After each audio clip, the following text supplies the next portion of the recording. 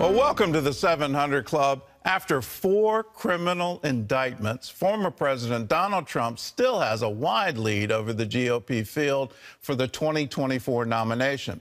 Now, a growing number of bipartisan voices are exploring a constitutional challenge to keep him off the ballot. And legal and political experts argue that the 14th Amendment could lay the groundwork to disqualify the former president because of his role in the January 6th attack on the U.S. Capitol. CBN White House correspondent Abigail Robertson has the specifics. These new challenges for Donald Trump include lawsuits emerging in a number of states, including New Hampshire, Arizona, and Michigan, that seek to keep the current GOP frontrunner off the 2024 ballots. The legal and constitutional claim being that Trump is ineligible for office after engaging in an insurrection against the United States. Our country needs to have a different direction and a new leader.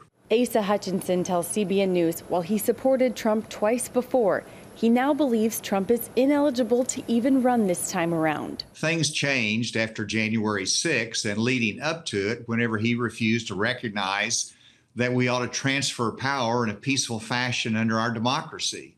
And to me, this was not consistent with our Constitution. He specifically points to Section 3 of the 14th Amendment, which states an elected official cannot assume office if they have taken an oath to support the Constitution of the United States, that engaged in insurrection or rebellion against the U.S., or given aid or comfort to the enemies thereof. The voters in a very difficult position. They'll be voting in Iowa, New Hampshire, and even on Super Tuesday without knowing the outcome of the cases.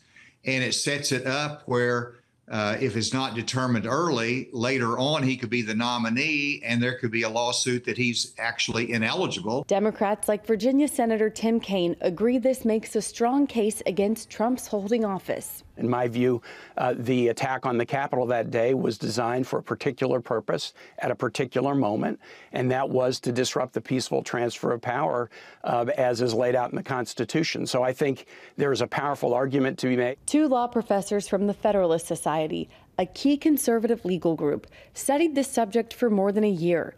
Their research concluded the Civil War-era amendment can still be enforced today, stating it disqualifies former President Donald Trump and potentially many others because of their participation in the attempted overthrow of the 2020 presidential election. I think they're wrong for a number of reasons. Hans von Spakovsky from the Heritage Foundation strongly disagrees. Donald Trump has never been convicted. He's never even been charged with insurrection or rebellion. Trying to suddenly claim that he's guilty of insurrection or rebellion in those circumstances just doesn't work. Spakovsky also believes upcoming lawsuits to keep Trump off state ballots will not work, citing prior unsuccessful efforts using Section 3 to disqualify other elected officials involved in January 6th, such as Representative Marjorie Taylor Greene and Senator Ron Johnson. We just had a federal court in Florida throw out a lawsuit that was attempting to do the same thing with Donald Trump, saying that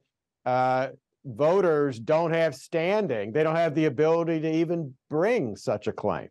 In response to claims he's ineligible to run, Trump says the 14th Amendment has no legal basis in regards to the upcoming 2024 election and calls this another trick used to steal another election. Reporting from the White House, Abigail Robertson, CBN News. Let's take a step back, because I think more than just the 2024 election and is this rebellion or insurrection or all of those other things, and what are the legal challenges to Donald Trump running once again. But I think we need to all, as a culture, as the United States of America, take a giant step back and start asking, are we bringing democracy itself into question? You go back to 2000 and the famous hanging chads, and we needed the U.S. Supreme Court to tell us what the people had actually voted for. Then you look at 2016, Hillary Clinton making a claim that the election was stolen. Just the bizarre things that happened in 2020. Are we bringing into question our democracy? The ability for you and I to have a vote, for our votes to be counted, and then people abide by the results of the election. If we keep spinning conspiracy theories or keep trying to find legal means then we're going to bring democracy into question. I think for the future of the United States of America, that's a really bad idea. We all need to come back to, can we trust people with their vote? And in that, are we properly counting their votes? Let's make sure that process is secure and then let the people decide. Our Constitution starts with we the people of the United States. It's not the we the court system or we the elite or we the bureaucrat. It's we the people of the United States. And it's time for us to say, let's all take a step back. Let's fix whatever needs to be fixed. The hanging Chad problem in Florida got fixed. Let's fix these things so we can trust our elections. In other news, U.S. officials say a pattern of infiltration at U.S. military bases could amount to espionage. John Jessup has more on that story from our CBN News Bureau in Washington. John?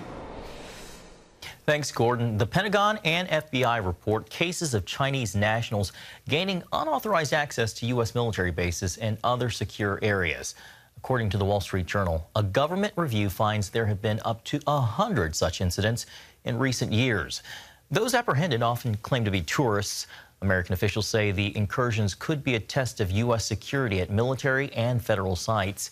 China analyst Gordon Chang told CBN's Global Lane program that some infiltrators are likely coming across the southern border.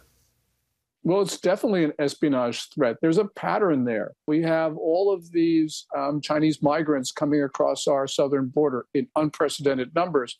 And although almost all of them are who they say they are, they're just desperate and given up on China, some of them appear to be saboteurs. They're packs of males in groups of 5 to 15 who are of military age, unaccompanied by family groups, who pretend not to speak English, and some of them are known to have links to the Chinese military. Those caught on restricted property are often detained and escorted out of the country. Well, it has been a month since those devastating wildfires that devastated a popular tourist destination on the Hawaiian island of Maui. The drop in tourism dollars places an added economic burden on the community, especially for those struggling to pay the high costs of funeral services. As CBN's Wendy Griffith reports, one woman from California is helping them honor their loved ones in their time of need. He was like just Mr. Aloha. Like, he had a heart of gold, and like anybody that would meet him on the street, anywhere, would just make friends with him. Like, everybody loved him. 28-year-old Po'o Astoris Lozano died in the August fires that swept through Lahaina. He leaves behind 2 sons, his mother Leona and sister Jaina, who are still trying to come to terms with their loss. The fire, I guess, broke out really bad. So we tried calling him, and he never picked up.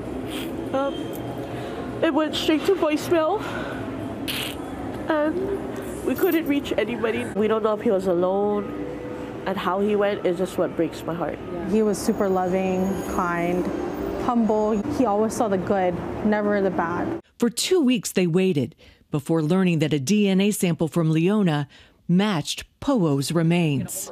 The feeling that we felt, like, I can't even explain, but it was like heartbreaking. Due to surgery in July, Leona isn't working, and the average funeral service here runs about $8,000, an insurmountable amount for most families in the islands. It costs money to live in paradise and to exit paradise, so you gotta pay. Then Leona met Vanessa Rosso, a Californian who came to Maui to help families pay for funerals with money collected from her local church and a GoFundMe page. And God's just opened doors. I know how to fundraise, and I know how to connect people. I would like to connect this lady with the funds necessary to provide this relief for her for providing funeral expenses. So I set that up. I just felt that was God's calling for me to come here. Before Vanessa arrived, Leona had collected half of what she needed to give her son a proper celebration of life that's important in Hawaiian culture and bring her family closure. When somebody passes, we celebrate them to remember them. I refuse to let my son get cremated and just forgotten. We want to celebrate the life that he had and any memories with the family and friends. So it's going to cost. From the money Vanessa raised, she provided the remaining $4,000 for a special service complete with a minister and flowers, so Po'o could be remembered by his many friends and family. Po'o's sister says her brother knew the Lord and likes to think he died trying to help others escape. I know in my heart that if he heard somebody yelling or screaming, he would have went and helped them. But he loved God. He truly did. God chooses his strongest warriors. And my son was one of those biggest heart of gold person you would ever meet.